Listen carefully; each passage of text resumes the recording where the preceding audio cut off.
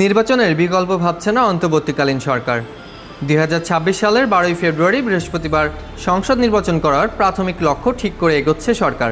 রাজনৈতিক দলগুলোর তরফ থেকে মাঝে মাঝে শঙ্কা প্রকাশ করা হলেও অহেতুক ক্ষমতা দীর্ঘ সময় ধরে টিকে থাকার কোনো বাসনা ডক্টর ইউনূসের নেতৃত্বের সরকারের নেই বলে ঘনিষ্ঠ বিভিন্ন সূত্র নিশ্চিত করেছে। রাজধানীর উত্তরায় মাইলস্টোন স্কুলে বিমান বিধ্বস্ত হওয়ায় ঘটনাকে কেন্দ্র করে উদ্ভূত কিছু ঘটনায় সরকার কিছুটা বিব্রত বোধ করছে বলেও সূত্রগুলো জানিয়েছে। সরকারের উপর জনগণের আস্থার চির ধরুক তা চান না অনেক উপদেষ্টা। এছাড়া মাইলস্টোন ঘটনায় পরপর রাজনৈতিক দলগুলোর সাথে প্রধান উপদেষ্টার বৈঠকে বিভিন্ন দলের নেতারা সরকারের বেশ কিছু ব্যর্থতা কড়া ভাষায় তুলে ধরেছেন। তারা নির্বাচন সুষ্ঠু পরিবেশ নিশ্চিতে মনোযোগ নিবন্ধ করতে সরকারকে পরামর্শ দেয়। জানা গেছে রাজনৈতিক দলগুলোর পরামর্শ সরকার আমলে নিয়েছে। শুধু সংকটে নয়, আগামী দিনেও তারা রাজনৈতিক দলগুলোর সাথে সম্পর্ক বাড়ানোর পরিকল্পনা করছে। ৫ আগস্ট গণঅভ্যুত্থানের পর ৮ আগস্ট প্রধান উপদেষ্টা অধ্যাপক মোহাম্মদ ইউনূসের নেতৃত্বে দায়িত্ব নেয় অন্তর্বর্তীকালীন সরকার।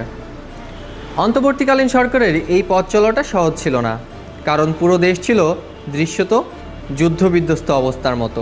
আইন শৃঙ্খলা পরিস্থিতি পুরোপুরি ভেঙে পড়ে, প্রশাসনে অচলাবস্থার সৃষ্টি হয়। ক্ষমতাচ্যুত আওয়ামী লীগ নেতা কর্মীরা ফ্যাসিবাদের শাসনের কারণে জনগণের রোষানলে থাকায় দেশের বিভিন্ন প্রান্তে নানা ঘটনা ঘটতে থাকে।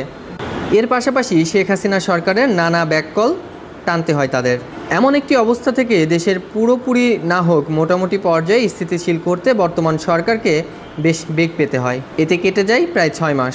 এরপর রাষ্ট্র সংস্কারের দিকে নজর দেয় সরকার, যা এখন জুলাই সনদ ঘোষণার পর্যায়ে রয়েছে। আগস্টের মধ্যেই সরকার এই ঘোষণা দিতে চায়। এছাড়া গণহত্যার বিচারের দিকেও রয়েছে সরকারের ফোকাস। তবে রাজনৈতিক দলগুলোর মধ্যে সরকারের এই কার্যক্রমের মধ্যেই নির্বাচন নিয়ে এক ধরনের শঙ্কা দেখা দিয়েছে। তারা সরকারের কাছে একটি রোডম্যাপ দাবি করে সোচ্চার হয়। দলগুলোর মধ্যে বিশেষ করে বৃহৎ রাজনৈতিক দল বিএনপি ডিসেম্বরের মধ্যেই নির্বাচন দাবি করে। এর পরিপ্রেক্ষিতে গত ৬ জুন ঈদুল আজহার আগের দিন জাতির উদ্দেশ্যে দেয়া ভাষণে প্রধান উপদেষ্টা বলেন, জাতীয় নির্বাচন ২০২৬ সালের এপ্রিলের প্রথমার্ধেই অনুষ্ঠিত হবে। নির্বাচনের সময়সীমা নিয়ে সরকারের প্রধান এই ঘোষণা বিএনপি মেনে নিতে পারেনি। এ নিয়ে দলটির নেতারা প্রকাশ্যেই অসন্তুষ্টি প্রকাশ করে। অবশ্য সরকারের ঘনিষ্ঠ সূত্র থেকে জানা গেছে, ফেব্রুয়ারির প্রথমার্ধেই নির্বাচনের সময় নির্ধারণের জন্য উপদেষ্টাদের কেউ কেউ জাতির উদ্দেশ্যে ভাষণের আগে অধ্যাপক ইউনূসের সঙ্গে পরামর্শ দিয়েছিলেন, কিন্তু তিনি এপ্রিলকে উপযুক্ত মনে করেছিলেন। তবে ঈদুল আজহার এক সপ্তাহ পর লন্ডন সফরে প্রধান উপদেষ্টা অধ্যাপক মোহাম্মদ ইউনূসের সঙ্গে বিএনপির ভারপ্রাপ্ত চেয়ারম্যান তারেক রহমানের বৈঠকের পর নির্বাচন নিয়ে বিএনপি স্বস্তি প্রকাশ করে।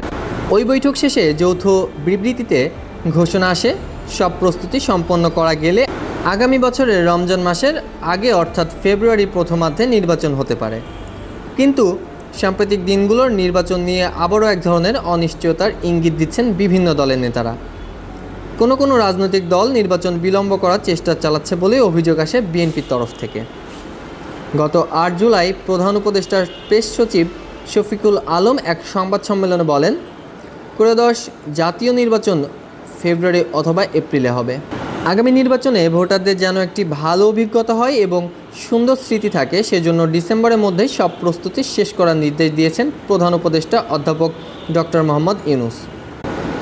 নির্বাচন নিয়ে বিএনপি সহ আরও কিছু দলের তরফ থেকে প্রকাশ করা আস্থা ও অনাস্থার মধ্যেই সোমবার ঢাকায় মাইলস্টোন স্কুল অ্যান্ড কলেজে বিমান বিধ্বস্ত হয়ে শিশুদের হতাহতের মর্মান্তিক দুর্ঘটনা ঘটে। এই ঘটনায় পুরো জাতি শোকে স্তব্ধ হয়। পরবর্তী পরিস্থিতি সামাল দিতে সরকারকে বেশ বেগ পেতে হয়। সরকারের সক্ষমতা নিয়েও কেউ কেউ প্রশ্ন তোলেন। এই সাথে প্রশ্ন ওঠে, জনবহুল এলাকায় কেন যুদ্ধবিমান চালানোর প্রশিক্ষণ দেওয়া হচ্ছে? এই ঘটনার দায় কার? রাজনীতিকদের কেউ কেউ বলেন, এই দুর্ঘটনার সরকারের প্রতি মানুষের আস্থা কমেছে। পাশাপাশি নানামুখী গুজব মাইলস্টোন স্কুলের শিক্ষার্থীদের মৃত্যু নিয়েও এসব সন্দেহের মধ্যে ফেলে দেয়। এসব ঘটনায় ক্ষুব্ধ শিক্ষার্থীরা মঙ্গলবার স্কুলে বিক্ষোভ করেন। বিক্ষোভের মধ্যেই আইন উপদেষ্টা অধ্যাপক আসিফ নজরুল, শিক্ষা উপদেষ্টা অধ্যাপক সিআর আবরার ও প্রধান উপদেষ্টার প্রেস সচিব শফিকুল আলম স্কুলটিতে গেলে বিক্ষোভকারীরা তাদের অবরুদ্ধ করে রাখে। উপদেষ্টারা ৯ ঘন্টা অবরুদ্ধ থাকার পর পুলিশের কড়া পাহারায় বেরিয়ে আসেন।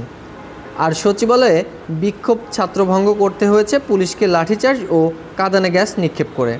এইচএসসি পরীক্ষা স্থগিত করার সিদ্ধান্ত শেষ মুহূর্তে আসায় শিক্ষার্থীদের ক্ষোভ ও বিক্ষোভে রূপ নিয়েছিল। এই বিক্ষোভে নেপথ্যে থেকে পতিত আওয়ামী লীগ কয়েকজন ইন্ধন দিয়েছে বলে অভিযোগ রয়েছে। নিষিদ্ধ ঘোষিত সংগঠন ছাত্রলীগের কয়েকজন ঘটনাস্থল থেকেও গ্রেফতার করা হয়। জানা গেছে, অনাকাঙ্ক্ষিত এইসব ঘটনায় সরকার কিছুটা বিব্রত হয়েছে। মাইলস্টোনের ঘটনার পরপরই ডক্টর ইউনূস রাজনৈতিক দলগুলোর সাথে বৈঠক করেন। 2 দিনের বৈঠকে নেতারা কিছু কিছু ক্ষেত্রে ক্ষোভ প্রকাশ করেন। রাজনৈতিক দলগুলোর মধ্যে অনৈক্যের জন্য কোনো দল সরকারকে দায়ী করে বৈঠকে বক্তব্য রাখে। সংস্কার ও সঠিক সময়ে নির্বাচন নিয়ে জনগণের মধ্যে সংশয়ের বিষয়টি প্রধান উপদেষ্টাকে জানানো হয়। বৈঠকের পর একটি দলের নেতা সাংবাদিকদের বলেন, উত্তরার মাইলস্টোন কলেজে বিমান বিধ্বস্তের ঘটনায় 2 উপদেষ্টা 8 ঘন্টা অবরুদ্ধ থাকা এবং একই সাথে সচিবালয়ে বিশৃঙ্খলা দেখে মনে হয়েছে উপদেষ্টাদের প্রতি জনগণের অনাস্থা সৃষ্টি হয়েছে। এই দুটি ঘটনার মাধ্যমে সরকারের দুর্বলতা প্রকাশ পেয়েছে। জানা গেছে, সার্বিক পরিস্থিতি বিবেচনা করে সরকার সামনে এগোচ্ছে।